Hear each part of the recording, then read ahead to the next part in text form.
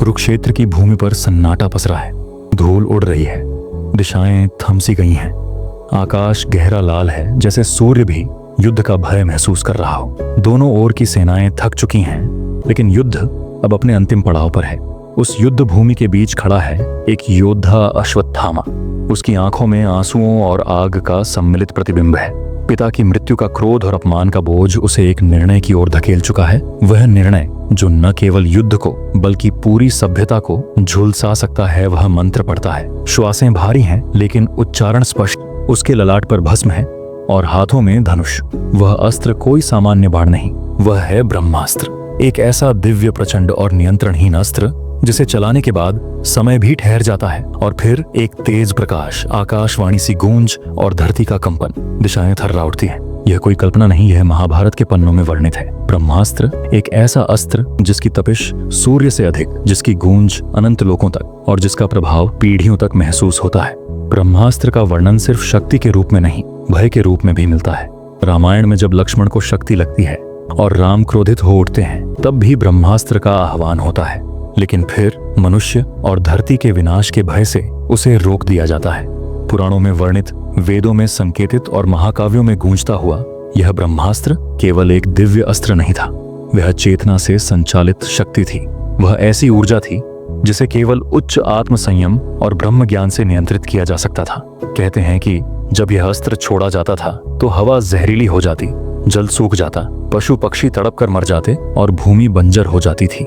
यहाँ तक कहा गया कि एक ब्रह्मास्त्र से इतनी ऊर्जा निकलती थी कि उसकी छाया तक जीवन के लिए घातक होती थी, और यही भय इसे अंतिम उपाय बनाता है। कहते हैं ब्रह्मास्त्र जब छोड़ा जाता था तो आकाश से अग्निबाण बरसते थे, वातावरण में गंधक सी गंध फैलती थी, पशु पक्षी विक्षिप्त हो जाते थे और इंसानों के शरीर जलने लगते थे बिना संपर्क में आए। सोचिए, क्या यह दृश्य कुछ जाना पहचाना नहीं लगता? क्या यह एक परमाणु विस्फोट जैसा नहीं लगता?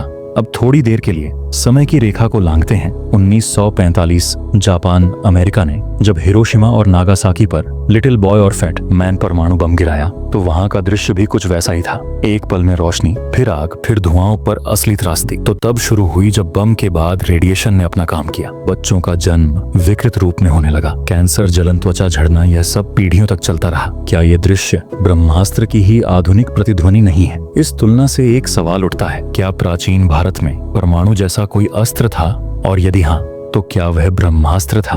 हमारे शास्त्रों में ब्रह्मास्त्र को केवल अत्यंत साधना प्राप्त योद्धा ही चला सकते थे।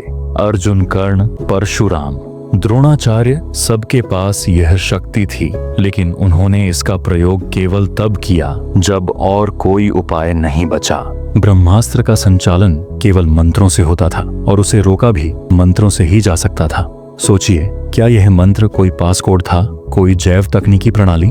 क्या उस समय की टेक्नोलॉजी इतनी उन्नत थी कि केवल मानसिक तरंगों या उच्च चेतना से अस्त्र को नियंत्रित किया जा सकता था? आज विज्ञान ऐसे हथियारों पर काम कर रहा है जिन्हें माइंड वेव से संचालित किया जा सकता है। Directed energy weapon, sound weapon, EMP, ये सब ऐसे अस्त्र हैं जिनमें कोई पारंपरिक गोला बारूद नहीं लगता, बल्कि ऊर्जा के स्रोतों का उपयोग होता है।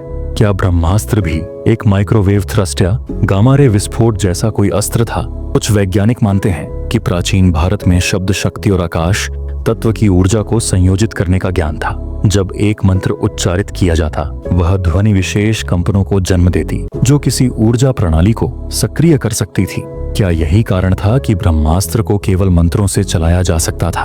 ब्रह्मास्त्र की जब तुलना इन आधुनिक हथियारों से करते हैं, तो उसकी संकल्पना और भी भयावह लगती है, क्योंकि ब्रह्मास्त्र केवल वस्तु नहीं, एक विचार था, एक चेतना थी। उसे चलाने वाला व्यक्ति स्वयं ब्रह्म की स्थिति में होना चाहिए था, क्योंकि यदि उसकी चेतना थोड़ी भी डगमगाई तो वह अस्त्र पूरे ब्रह्मांड को क्षति पहुंचा सकता था। महाभारत में एक प्रसंग आता है जब अर्जुन और अश्वत्थामा दोनों ब्रह्मास्त्र छोड़ते हैं। पृथ्वी कांपने लगती है, आकाश में अग्नि की लपटें उठती हैं, जलाशयों का पानी वाष्प बनकर उड़ने लगता है। आर्षि, वेदव्यास और नारद प्रकट होते हैं। वे दोनों से ब्रह्मास्त्र को वापस लेने को कहते हैं। अर्जुन तो मंत्र द्वारा उसे रोक लेता है, लेकिन अश्वत्थामा, जो आक्रोश में है, चेतना के अधीन नहीं, वह उसे नहीं रोक पाता। उसका परिणाम होता है उत्तरा के गर्भ गर्भस्थ बालक की मृत्यु। सोचिए, क्या यह किसी रेडिएशन ब्लास्ट का संकेत नहीं है जो गर्भस्थ जीवन को भी समाप्त कर दे? अब आइए थोड़ा और गहराई में उतरते हैं। अब बात करें मोहनजोदड़ो की। वहाँ खुदाई में ऐसे कंकाल मिले हैं जो रेडियो एक्टिविटी के प्रभाव में लगे। कुछ स्थानों पर पत्थर कांच की तरह पिघले हुए मिले। वैज्ञानिकों का मानना है कि इतनी उच्च तापमान वाली स्थिति केवल परमाणु विस्फोट से संभव है। पर सवाल यह उठता है कि हजारों साल पहले ऐसा विस्फोट कैसे हुआ? भारत के कुछ भागों में ऐसे गड्ढे हैं जिनकी उत्पत्ति का कोई भूगर्भीय कारण नहीं मिल पाया। उदाहरण के लिए जोधपुर के पास का क्षेत्र जहां रेडियोधर्मी तत्व पाए गए हैं, पर वहां कोई आधुनिक प्लांट नहीं है। वहां के निवासी आज भी कहते हैं कि वहां अग्निगिरी थी कई पीढ़ियों पहले। अब प्रश्न उठता है, यदि ब्रह्मास्त्र जैसी टेक्नोलॉजी उस समय मौजूद थी तो वह आज क्यों नहीं है? क्या वह नष्ट हो गई या जानबूझकर छुपा दी गई?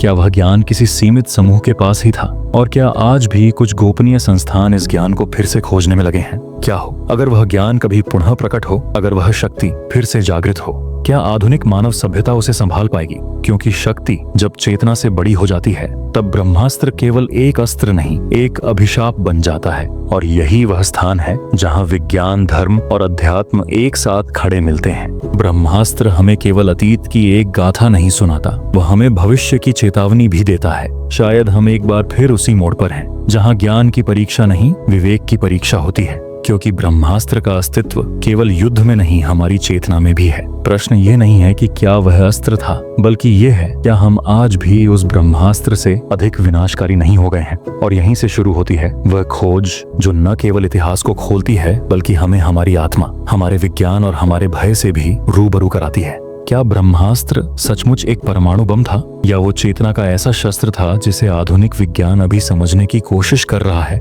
या फिर हम बस उस गूंज को सुनने से डरते हैं जो समय की गहराइयों में आज भी छिपी बैठी है?